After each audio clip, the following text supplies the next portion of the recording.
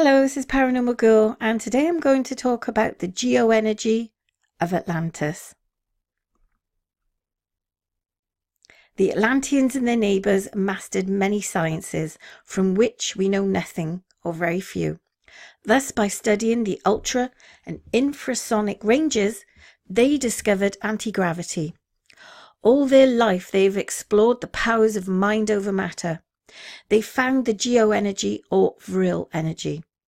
Their control of gravity enabled Atlanteans an inconceivable feat. Atlas and his clan would have straightened the Earth's axis to produce more energy, unless the same Atlas is guilty of gross negligence, but that's another story. The mega civilization that preceded ours has used several types of energy. The electricity generated by the Earth working as a giant dynamo is called geoenergy, or Vril energy. It is the main energy source used by the former gods. This self-produced Vril circulates around the globe by large flows. The Atlantean former gods have worked these flows in much the same way as their descendants have, millennia later with lightning. Geoenergy was captured by the pyramids, spread by temples or circles of stones, channeled through water pipes, and polarized alignments of standing stones. Much later on, Celts called them menhirs. Sometimes menhirs were replaced by rows of pillars or statues supporting vaults, statues that we call, coincidentally, Atlanteans.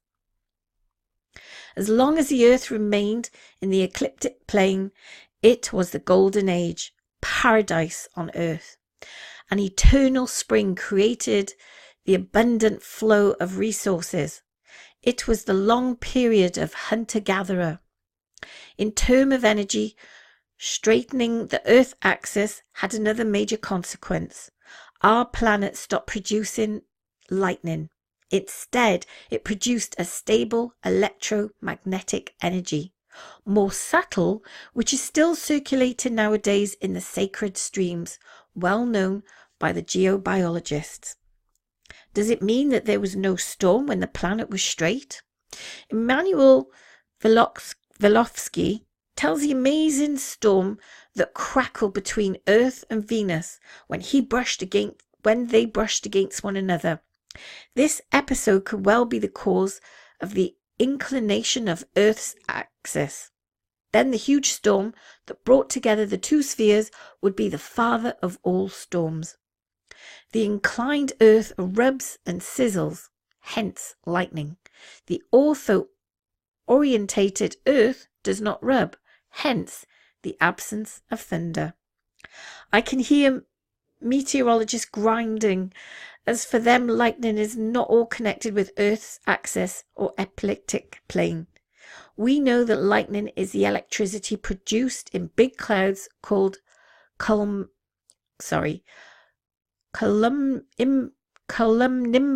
depending on temperature and polarization. But these conditions are not the first cause. There is therefore no cumulus.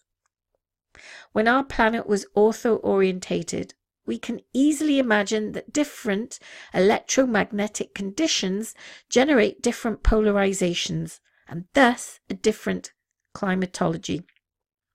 Alas, become a magnet of gigantic power.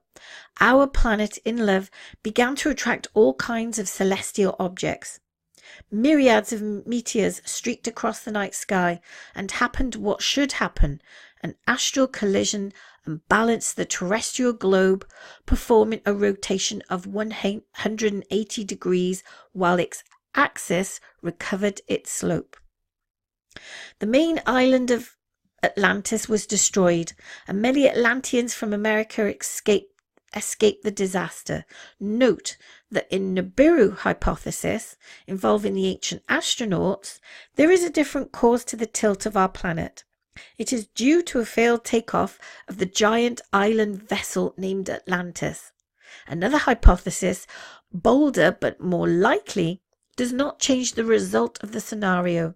The new tilt of the earth suddenly drops the production of Vril energy. The production of Vril became insufficient power plants and they were adopted to lightning energy. However, Vril energy has not disappeared. It is vital, so it circulates everywhere. The current language continuously shows its presence. The good vibes, good vibrations of the 70s did not designate anything else.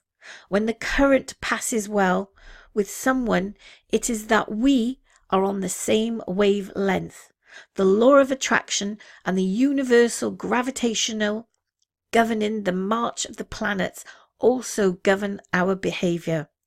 An attracting person exerts on people an appealing attraction comparable to that exerted by a magnet of iron fillings, and a loving heart reacts like a magnetic metal.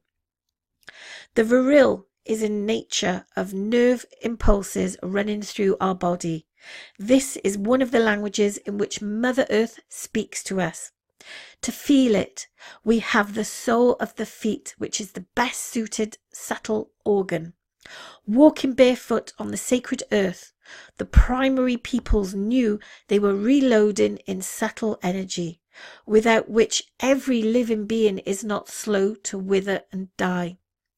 The monks, in the same way, they still felt like life vibrating, wore nothing but flip-flops, thin sole sandals that protected them from the cold of the medieval tiles, without depriving them of the good vibrations you can feel in Roman crypts or Gothic cathedrals. But nowadays they wear socks inside. It is the Kali Yuga effect. And we get that same effect when we walk along a beach.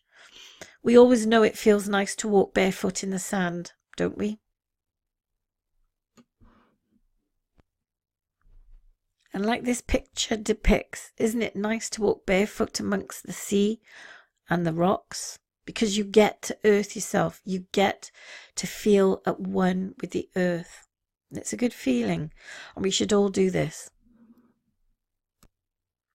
We should all do this and get back in touch with Mother Nature and Earth's energies. It's a wonderful feeling. It's something that we have forgotten throughout our years here. And I think we should go back to basics. Walk along a beach barefoot. Walk in the sea. Let the sea trickle between your toes. Walk on the rocks. Feel that energy. Go back to nature.